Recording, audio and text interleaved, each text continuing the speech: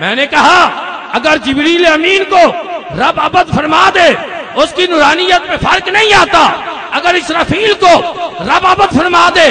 اس کی نورانیت میں فرق نہیں آتا، اگر میکائیل کو رب عبد فرما دے اس کی نورانیت میں فرق نہیں آتا، اگر اسرائیل کو رب عبد فرما دے اس کی نورانیت میں فرق نہیں آتا،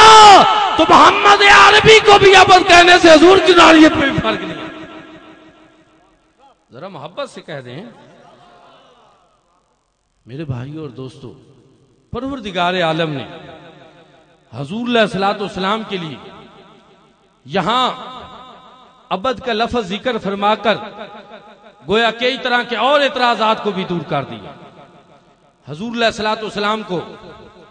روحانی معراج کئی مرتبہ ہوا، منامی بھی ہوا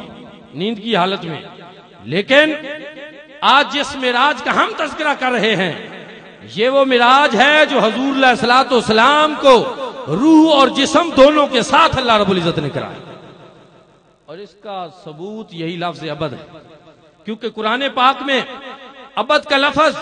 ایک جگہ پہ نہیں، دو جگہ پہ نہیں، تین جگہ پہ نہیں،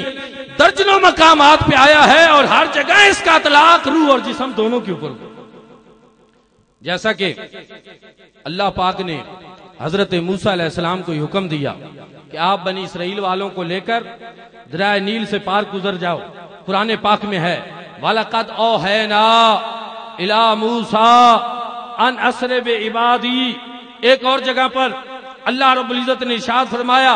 وَأَوْحَيْنَا إِلَى مُوسَىٰ أَنْ أَسْرِ بِعِبَادِي، کہ ہم نے وحی کی جناب موسیٰ علیہ السلام کی طرف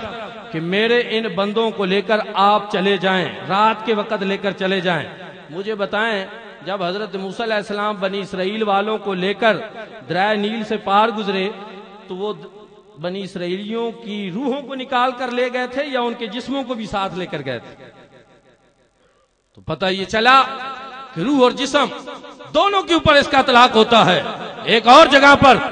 رب تعالیٰ نے ارشاد فرمایا کہ حضور نماز پڑھتے تھے، ابو جہل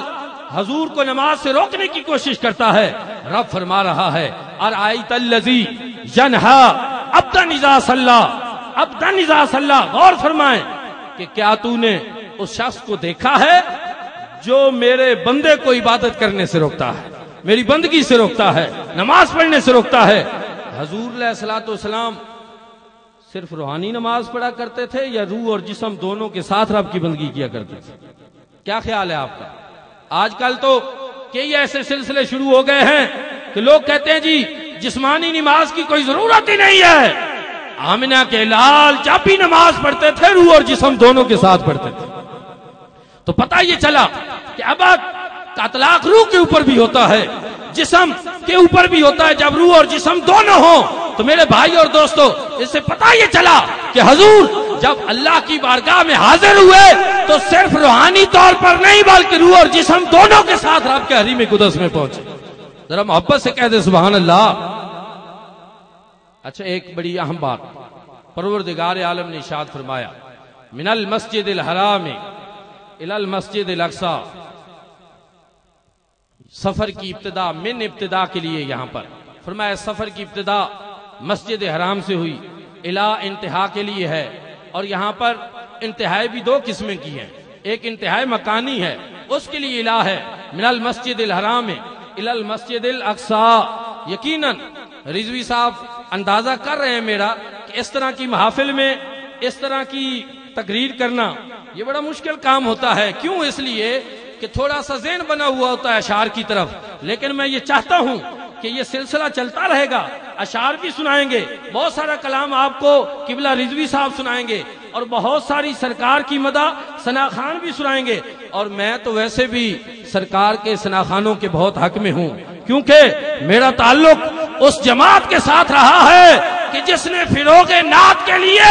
صرف زبانی کلامی نہیں اپنے جانوں کے نذرانے بھی پیش کیے۔ یہ آج ملک کے اندر گلی گلی نگر نگر آج جو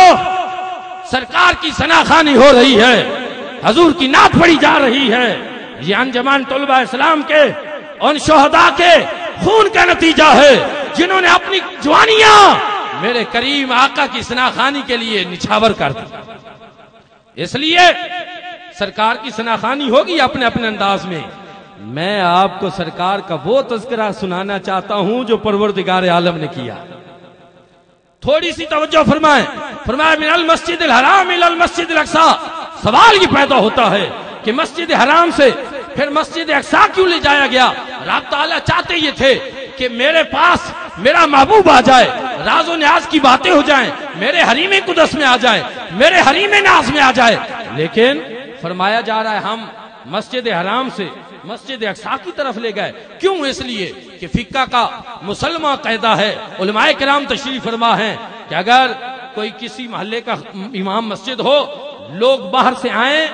چاہے کتنے بڑے پیر صاحب کیوں نہ ہوں, مفتی صاحب کیوں نہ ہوں, عالم دین کیوں نہ ہوں, ان کو یہ حق نہیں پہنچتا کہ مقامی امام کو پیچھے کریں اور خود آگے نماز پڑھ دیں. ہاں یہ الگ بات ہے, یہ الگ بات ہے کہ اگر وہ امام صاحب چاہیں نا تو وہ ان کو پیش کر دیں کہ جناب آ جائیں, آپ ہمارے بزرگ ہیں, آپ مفتی صاحب ہیں, آپ قابل احترام ہیں. لیکن روٹین میں شریعت مطالعہ یہ کہتی ہے کہ محلے کے امام کو پیچھے نہ کیے جائے. کیوں؟ کہ اگر اس طرح ہر آنے والا اس کو مصلی سے پیچھے کر دے تو لوگ کہیں گے کہ ہمارے امام صاحب کی تو کوئی ریسپیکٹ ہی نہیں ہے, اس کی تو کوئی ویلیو ہی نہیں ہے, اس کی تو کوئی عزت ہی نہیں ہے, جو آتا ہے اس کو مصلی سے پیچھے ہٹا دیتا ہے. اچھا, اگر اسی فقہ کے اصول کو پیش نظر رکھ کر سفر معراج اس طرح ہوتا کہ سارے انبیاء کو مسجد حرام میں بلا لیا جاتا, حضور وہاں پر نماز پڑھاتے اور امام ان کے پیچھے مقتدی بن کر نماز پڑھ لیتے, تو بعد میں کہنے والے کہہ سکتے تھے کہ اصل میں مسجد ان کی اپنی تھی, مصلی ان کا اپنا تھا, اس لیے یہ امام ان کے بن گئے, اس میں ان کی کوئی خصوصیت ظاہر نہیں ہوتی. اللہ نے فرمایا محبوب اس طرح نہیں, مسجد ان کی ہو, مصلی ان کا ہو, اور آپ اس کے اوپر نماز پڑھائیں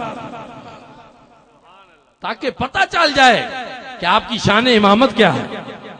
اور پھر ایک اور بات کہ وہ رب تعالیٰ جو سدرۃ المنتہا سے آگے, براق پر نہیں, حضور اپنی نبوت کی طاقت سے آگے چلے گئے. پروردگار عالم نے حضور کو اپنی نبوت کی طاقت پہ مسجد حرام سے مسجد اقصی کیوں نہیں بلا لیا؟ باقی انبیاء سارے پیدل گئے, اپنی نبوت کی طاقت سے گئے, لیکن حضور علیہ الصلوۃ والسلام براق کے اوپر گئے اس وجہ سے کہ پروردگار عالم چاہتے یہ تھے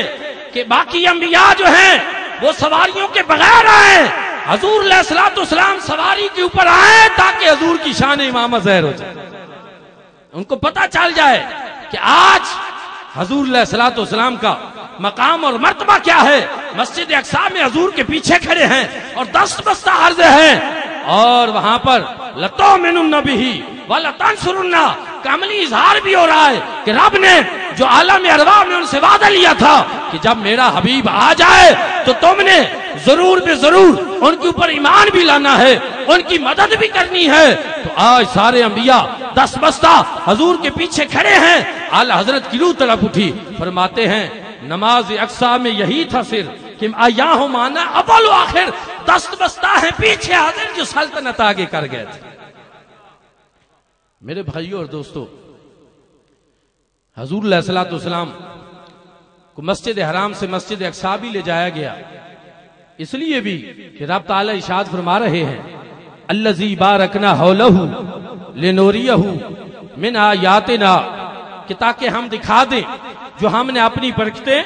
مسجد اقصی کے ارد گرد رکھی ہیں اور جو اپنی نشانیاں رکھی ہیں ان کا اظہار حضور کے اوپر کر دیں. حضور علیہ الصلوۃ والسلام نے کیا نشانی دیکھی؟ مسلم شریف کی حدیث پاک ہے, حضور نے ارشاد فرمایا مررت بقبر موسیٰ فاذا ہوا قائم یصلی فی قبرہ,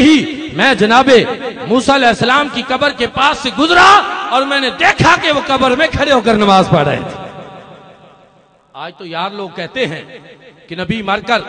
مٹی میں مل جاتے ہیں اور نعوذ باللہ جو ہے وہ ریت کا حصہ بن جاتے ہیں, لیکن حضور فرما رہے ہیں میں جناب موسیٰ کی قبر سے گزرا اور میں نے دیکھا کہ وہ قبر میں کھڑے ہو کر نماز پڑھ رہے ہیں. میرے بھائیوں اور دوستو, حضور علیہ الصلوۃ والسلام نے صرف جناب موسیٰ کو یہ دیکھا ہی نہیں کہ وہ قبر میں کھڑے ہو کر نماز پڑھ رہے ہیں, صحیح حدیث پاک کے اندر ہے کہ الانبیاء احیاء فی قبورہم یصلون، کہ اللہ کے نبی زندہ بھی ہوتے ہیں اور وہ قبروں میں نمازیں بھی پڑھتے ہیں۔ بڑی اہم بات، بڑا اہم نکتہ، بے شک آپ اس پہ بولیں یا نہ بولیں، لیکن توجہ سے سنیں کہ اللہ کے نبی زندہ بھی ہوتے ہیں اور قبروں میں بھی نمازیں پڑھتے ہیں، لیکن رضوی صاحب اگر ان کو ایسا امام میسر آ جائے تو قبروں سے باہر آ کر بھی نماز پڑھتے ہیں۔ سرکار جیسا کوئی امام میسر آ جائے تو صرف قبروں میں نہیں، قبروں سے باہر آ کر بھی نماز پڑھ لیتے ہیں۔ اور میرے بھائیوں اور دوستوں، مسجد اقصی میں حضور علیہ الصلوۃ والسلام نے ان کا نماز پڑھائی، وہاں سے سرکار عرش اولی کی بلندیوں پہ پہنچے، سدرۃ المنتہا پہ پہنچے۔ جبریل امین کو میرے آقا نے فرمایا کہ آ جاؤ، چلو میرے ساتھ۔ عرض کرتا ہے لو دنوت عن ملتن لترحت، حبیب پیارے اگر میں ایک بال برابر بھی آگے بڑھا تو میں جل کر راکھ ہو جاؤں گا، میری اتنی طاقت نہیں ہے، میری اتنی صلاحیت نہیں ہے۔ حضور علیہ الصلوۃ والسلام وہاں سے آگے تشریف لے گئے۔ بڑی قابل غور بات یہ ہے، جبریل امین نے جب یہ بات کہی نا کہ میں آگے نہیں جا سکتا، میرے اندر اتنی صلاحیت نہیں ہے، میری نورانی طاقت بھی یہاں جواب دے گئی ہے۔ حضور علیہ الصلوۃ والسلام اپنی بشری طاقت اور اپنی نورانی طاقت اور اس سے بھی بڑھ کر جب آگے جا رہے ہیں تو پھر جبریل امین نے یہ بات بھی تو دیکھی ہوگی کہ میں نوریوں کا سردار ہوں، میں نوریوں کا سردار ہوں، سید الملائکہ ہوں،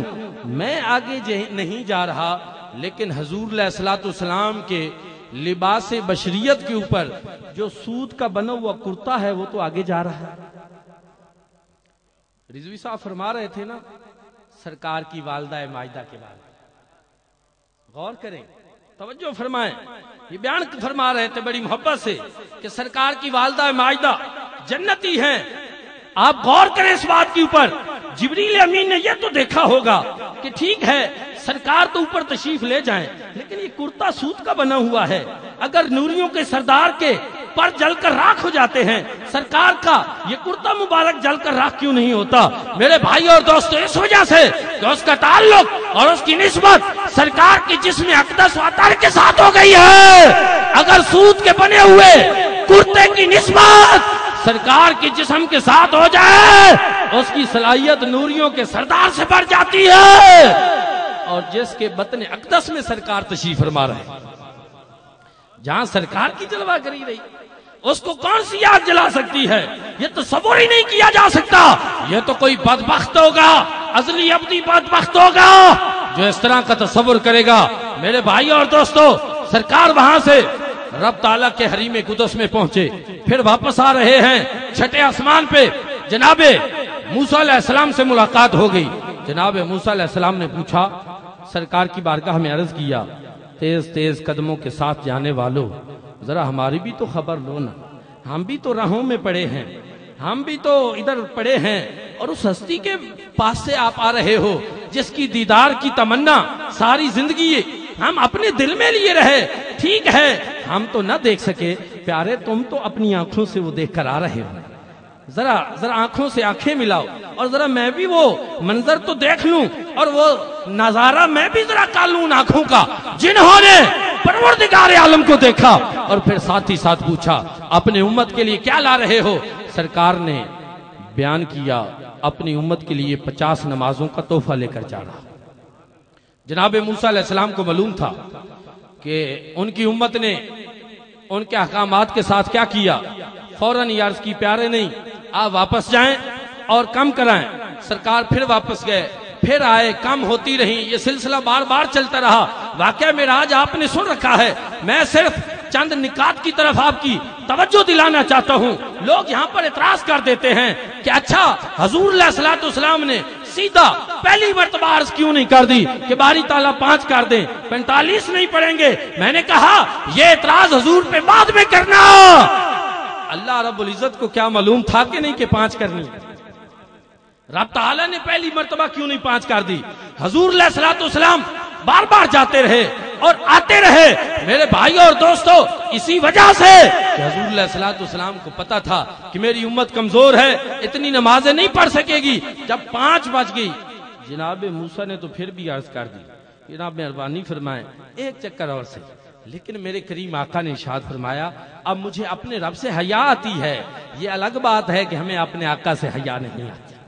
میرے آقا نے فرمایا مجھے حیا آتی ہے۔ میرے بھائی اور دوستو، آج جو ہمارے لیے حضور علیہ الصلوۃ والسلام معراج سے تحفہ لے کر آئے، ہم اس کو بھول گئے۔ جو میرے آقا کی آنکھوں کی ٹھنڈک ہے، جو جنت کی کنجی ہے، آج ہم سرکار کے اس تحفہ کو بھول گئے۔ میرے بھائی اور دوستو، آخر میں اپنی بات سمیٹتے ہوئے یہ عرض کرنا چاہتا ہوں کہ آؤ حضور علیہ الصلوۃ والسلام کہ جمال جہاں آرا کے تذکرے سننے والوں، حضور علیہ الصلوۃ والسلام کی آنکھوں کی ٹھنڈک نماز کا بھی خیال کیا کر۔ میں یہ امید رکھتا ہوں کہ انشاءاللہ جو اہل محبت یہاں آئے ہیں وہ اللہ رب العزت کے حضور رب تعالیٰ کا جو تحفہ ہے